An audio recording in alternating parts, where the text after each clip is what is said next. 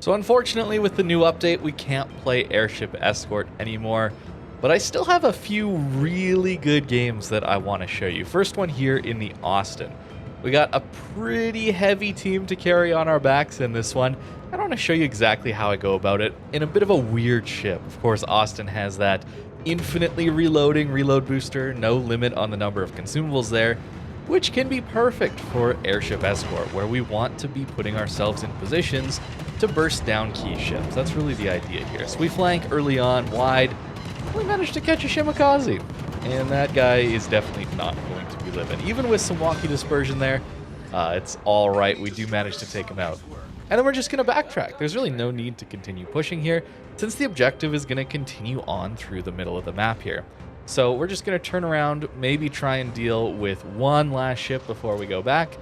We have to continue to think about how we're going to push into the late game. This map in particular, it can be very difficult to get out from that island chain on the 6-7 line. That's a very tough pain point, especially if we allow the enemy team to get a strong foothold on the middle of the map and on the 1-2-3 lines. It becomes very, very difficult. So we do have to keep that in the back of our heads. However, it is very important to take out some of these early ships, giving yourselves a massive advantage going into that mid-game. Our reload booster is just about to come up, and that's perfect timing. I always think about this reload booster on the Austin as around 30,000 damage. So as long as the target is around that 30k HP and isn't going to be healing, I can pretty much take him out just by myself. Although there are a lot of ships in this Airship Escort mode that aren't the easiest. They just don't have that upper belt that's really easy to pen by this sap. So all the German battleships, some of the Russian battle cruisers, Russian battleships too, but anything that's got a bit more hull armor can be very difficult to take out. So Mecklenburg is a great example as well of something like that. So we'll use some HE into the superstructure. Sap into the superstructure when angled, of course, is always going to do more damage than the HE. But we do have a decent fire chance here. One thing I really do love about this Austin after playing the Jinan a little bit in this Airship Escort in the past month is the shell velocity. It's just so much better. Yeah, they look the same, the ships look similar, but the shell velocity here is actually very usable, unlike the Jinan. So we've done a decent job early here. The blimps are still reasonably close together. And now we got this very difficult situation to deal with, where the enemy team has pretty much full control over the end of this map. So we're going to be pushing into them, which is always a disadvantage. First, though, the Napoli decides to overextend, and we're going to hopefully take him out. Another ship that our sap isn't going to pen. Look at all those shatters there. So we've got to aim up into the superstructure very specifically there, even though it's very saturated. We'll still do some very decent damage. Austin is just so much fun. It's not necessarily the strongest or most consistent ship that you can get, but it's a very, very fun ship to play. This reload booster is just hilarious. I always think of it like a minute 40, minute 50 to reposition while the reload booster is on cooldown. And then I always want to be in a new position when that booster is available to surprise some enemy. That's kind of the idea here. Our DPM is kind of pathetic when we don't have that reload booster available to us. But the torps are surprisingly good. Not quite the Jinan torp levels, but hey, they have decent range and they do pretty good damage as well. We just don't quite have as many of them. And here we go, the difficult part. Like I've been saying, how do we push out of this island gap here when the enemy team pretty much surrounding us? We're caught in a crossfire here. Mecklenburg on our left, Nebraska in front of us, and potentially a battle. If their battleship indeed managed to live in the north there, very difficult to deal with. So we're going to stop. We're going to play a little bit patient here. We're still close enough that we don't really want to be throwing our ship away full YOLOing. We're going to see if we can take out this Nebraska really quickly. And oh look, our reload booster is available again. Yeah, this is gonna be pretty fun. Just look at how fast he saturates. How hilarious is that? A perfectly white ship skin there, and it's just instantly it's just instantly saturated. We're still gonna do some just absolutely ridiculous damage. We're gonna do more than 30k in this burst. I actually didn't count how much it was. But an absolutely ridiculous amount of damage there. And then a good old torpedo to finish it off. No big deal, right?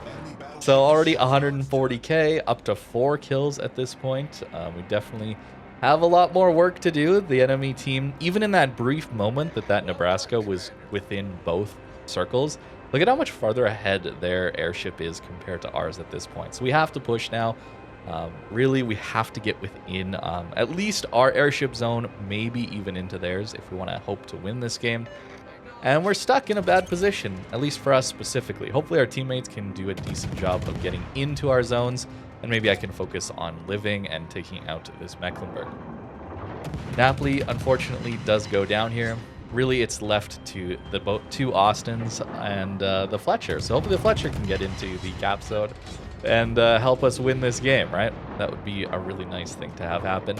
We, though, have to try and dodge this Mecklenburg. He has been using HE most of this game, which isn't going to do that much damage to us in, like, dev striking us, for example.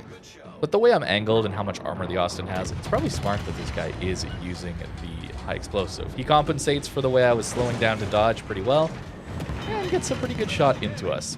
So now we just have to wait for our reload booster to come back. Unfortunately, we were forced to take this engagement before the booster is up and available to us, so we're not actually going to be doing all that much damage yet until we get that available to us. There you go, there's the massive HE hit. Fortunately, our AA with defensive fire is enough, combined with a little bit of our friendly Austin's AA as well to deal with those planes. And now we're finally going to be able to kill this Mecklenburg.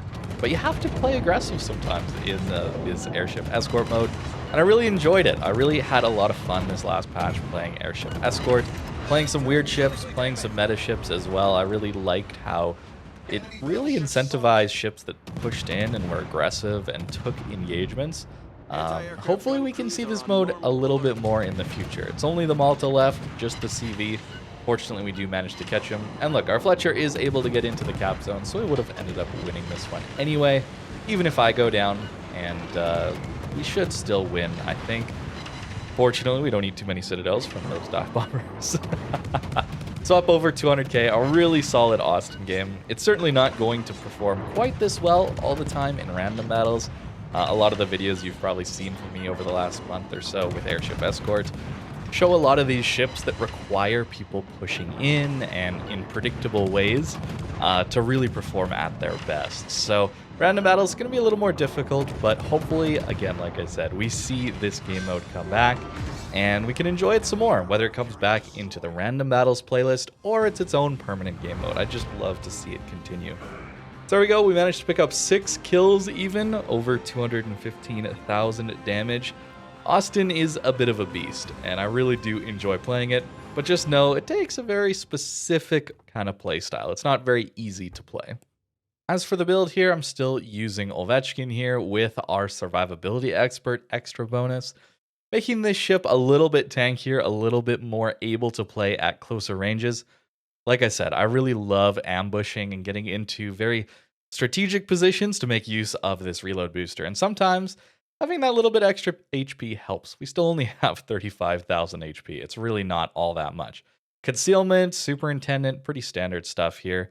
Heavy HE and SAP actually doesn't impact our concealment on this one, since the gun caliber is just so low. Demo Expert here as well. Sometimes I am forced to farm with HE, trying to get those fires, so trying to make use of that as much as possible. I'm really trying to just buff the main guns as much as I possibly can, and then just trying to live. That's really the idea here. The upgrades also pretty standard. I suppose you could think about range mod, since the shell velocity is actually pretty good here, but 15 kilometers I find to be enough. I'd much rather have the better reload and try and reposition rather than trying to farm at 17 kilometers. I think that'd be a little bit more challenging to do. I wouldn't get as many fun games where I'll just be sitting at the back of the map more. So that's kind of the build. I really enjoy the sneaky ambush playstyle that the Austin gives, and Airship Escort really was perfect for it. So thank you very much for watching, and I hope you have a great rest of your day.